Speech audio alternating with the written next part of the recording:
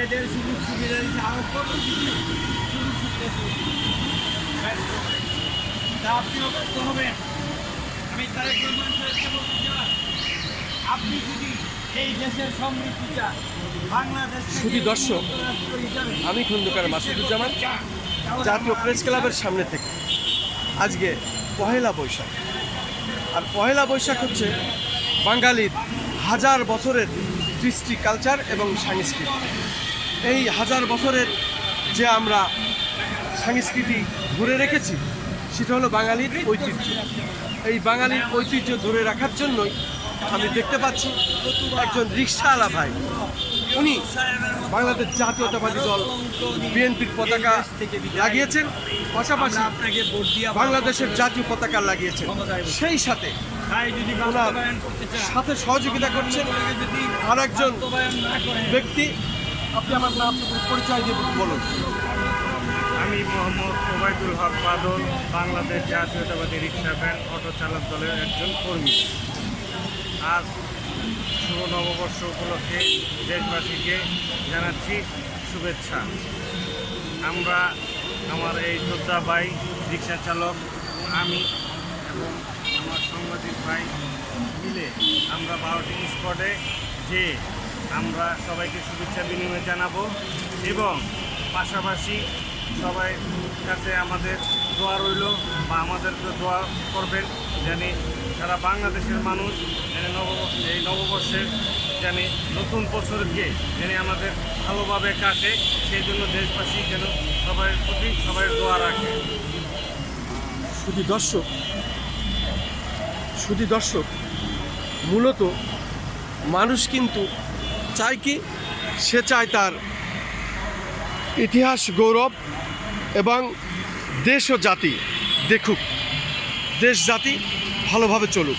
আপনি কি চান? নাম পরিচয় দেব। আমি চাচ্ছি যে আমি বাংলাদেশ কেন্দ্রীয় কমিটির রিক্সা ভ্যান অটো চালক দলের একজন সদস্য, যে আমি এই বিএনপির একজন জুলাইয়ের যোদ্ধাকর্মী হিসাবে অনেক আন্দোলন সংগ্রাম করেছি, অনেক শোডাউন করেছি আমার তারেক ভাইয়ের জন্যে, যে যাতে আমাদের এই তারেক ভাই দেশে এসে সুন্দরভাবে নির্বাচন করে আমাদের একজন সুন্দর নতুন সরকার গঠিত হয়, এই 18 কোটি মানুষের সে একজন সেবক হয়। এই বলে আমি সবসময় আমি এই পতাকা নিয়ে ঘুরতাম এবং এই ইলেকশনের দিনে আমি প্রায় দেশ থেকে 200 সেন্টার ঘুরেছি, অনেক বকাবাদ্য খেয়েছি। জামাতের লোকেরা আমাকে খানকির পোলা নদীর পোলাকে বকাবাদ্য করেছে, কিন্তু আমি সবসময় এই পতাকা ধরে বলেছিলাম যে আমাদের এই জাতীয় পতাকা, এই বাংলাদেশের জাতীয় পতাকা আমাদের এই তারেক রহমান নিয়ে যেন সংসদে যাইতে পারে। এই বলে আমি সবার সেন্টারে কথা বলে বলে আসতাম আর প্রার্থনা করতাম। এই বাংলাদেশ এই যে প্রধান কার্যালয়ের সামনে হাত তোলা মোনাজাত করতাম, আল্লাহ তুমি আমাদের তারেক রহমান ভাইকে এই বাংলাদেশের প্রধান দানের শীষে বিজয় করো। পরে এক প্রাইভেট কার আমাকে 50 টাকা চাকর জানে উপহার দিয়েছিল। ভাই আমাকে বলেছে, ভাই তোমার প্রয়োজন আল্লাহ কবুল করুক।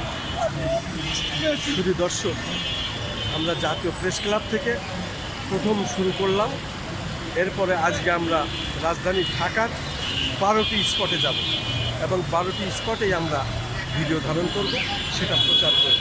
যেহেতু বিগত এই 17টি বছর আন্দোলন সংগ্রামে আমরা রাজপথে ছিলাম, তখন মূলত তারেক রহমান সাহেব লন্ডনের থেকে আমাদের দিক নির্দেশনা দিতেন এবং সেটাই আমরা বুকে মনে ধারণ করতাম এবং সেইভাবে আমরা আন্দোলন সংগ্রাম করতাম। কিন্তু এই আন্দোলন সংগ্রামে নেমে আমাদের অনেকে শহীদ হয়েছেন, অনেকে গুম হয়েছেন, অনেকে হত্যার শিকার হয়েছেন, অনেকে বাড়িঘর ছেড়েছেন। ঠিক সেই পরিবারের আমিও একজন। ফ্যাসিস্ট শেখ হাসিনার আমলে আমার ভাইকে জেনারেল আজিজ করে ধরে নিয়ে তাকে ঝিনাইদহ শৈলকুপা কলেজে নিয়ে যায়, সেখানে আটকে রেখে তাকে নির্যাতন করে। তার মানে ফ্যাসিস্ট শেখ হাসিনা যারা বিএনপি রাজনীতি করত তাদেরকে তখন থেকে নিধন শুরু করে। আমার ভাই বাংলাদেশ জাতীয়তাবাদী দল বিএনপি এবং জাগো দল থেকে উনি রাজনীতিতে ফাউন্ডার ছিলেন, উনি ছিলেন সাংগঠনিক সম্পাদক খন্দকার রবিউজ্জামান সিপার। ওনাকে ধরে নিয়ে যায়, নির্যাতন করে, সেই বিচার আমরা আজও পাইনি। আমি সেই বিচার চাই।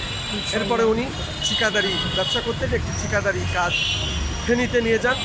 ফেনীতে যখন কাজ সম্পন্ন হয় তখন জয়নাল হাজারী তার বাহিনী দিয়ে তাকে অস্ত্রের মাধ্যমে ধরে নিয়ে যায়, সেখানে আটকিয়ে জনতা ব্যাংকের ম্যানেজার ডেকে নিয়ে আসে, সমস্ত চেকের পাতায় চেক লিখে নেয়। জয়নাল হাজারী তখন ছিল মাফিয়া ডন এবং সে তার মুখে যা বলতো সেটাই আইনে পরিণত হতো। সেই জয়নাল হাজারীর টাকা আমরা এখনও পাইনি। আমাদের সমস্ত পেপারসপত্র আছে। আমার সেই ভাইকেও হত্যা করা হয়েছে, আমার বাবাকেও হত্যা করা হয়েছে। আমি সেই ন্যায় বিচার এখনও পাইনি। জয়নাল হাজারীর সম্পত্তি আছে, সেটা ক্রোক করে আমাদেরকে দেওয়া হোক। মাননীয় প্রধানমন্ত্রীর কাছে আমার এই আকুল আবেদন, আপনি ন্যায় বিচার প্রতিষ্ঠিত করুন এবং দেশকে সামনের দিকে এগিয়ে নিয়ে যান। আমিও বাংলাদেশ জাতীয়তাবাদী দল বিএনপির একেবারে একনিষ্ঠ কর্মী। সেই জাগো দল থেকে মেজর জেনারেল মজিদুল হক সাহেবের হাত ধরে আমরা রাজনীতিতে আসি। উনি ছিলেন আমাদের কেন্দ্রীয় নেতা, উনি আজকে বেঁচে নাই। তাই আমরা বলতে চাই, শহীদ প্রেসিডেন্ট জিয়াউর রহমানের আদর্শ এবং বেগম খালেদা জিয়ার আদর্শ নিয়ে আপনি আজকে মাননীয় প্রধানমন্ত্রী এবং আমাদের আন্দোলন সংগ্রামের ফসল আপনি প্রত্যেকের দেখবেন, দেশকে সঠিকভাবে এগিয়ে নিয়ে যাবেন।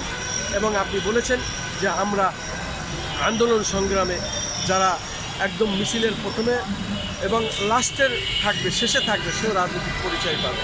এবং বলেছেন দুর্নীতির ত্রুটি আমরা চেপে ধরব বাংলাদেশে, আর গুম খুন নির্যাতন হবে না। আমাকেও 2বার অপহরণ করা হয়েছিল রাজধানী ঢাকা থেকে, সাদা পোশাকে, এবং 2বার চোখ বেঁধে আমাকে নিয়ে যাওয়া হয়, রাস্তায় ঘুরিয়ে বিভিন্ন জিজ্ঞাসা করে। আমি বাবা ভাই হত্যার বিচার চাই, যাতে না করি, এই জন্য আমাকে হুমকি দিয়ে ছেড়ে দেওয়া হয়। ভাগ্যিস ভালো যে আমাকে আয়না ঘরে নেওয়া হয়নি। আমি চাই ন্যায় বিচার এবং ন্যায়িকভাবে আপনি চলুন, আপনার বাবা মার আদর্শের ভিত্তিতে চলুন। আমরা প্রথম থেকেই বাংলাদেশ জাতীয়তাবাদী দল বিএনপি করি, জাগো দল থেকে আপনাকে, এবং আজকে পয়লা বৈশাখে আমরা আপনার প্রতি দোয়া এবং এই শুভকামনাই করছি। রাষ্ট্র পরিচালনা আপনি যদি দীর্ঘদিন এইভাবে চালাইতে পারেন যেভাবে করছেন, তাহলে বাংলাদেশের রূপটা, চেহারাটা চেঞ্জ হয়ে যাবে। এদেশের মানুষ পাবে ন্যায় বিচার। আমি খন্দকার মাসুদুজ্জামান, জাতীয় প্রেস ক্লাবের সামনে থেকে, রাজধানী ঢাকা। আমরা শুরু করছি 12টা স্পটে, প্রথম স্পট জাতীয় প্রেস ক্লাব, শেষ করলাম। আসসালামু আলাইকুম।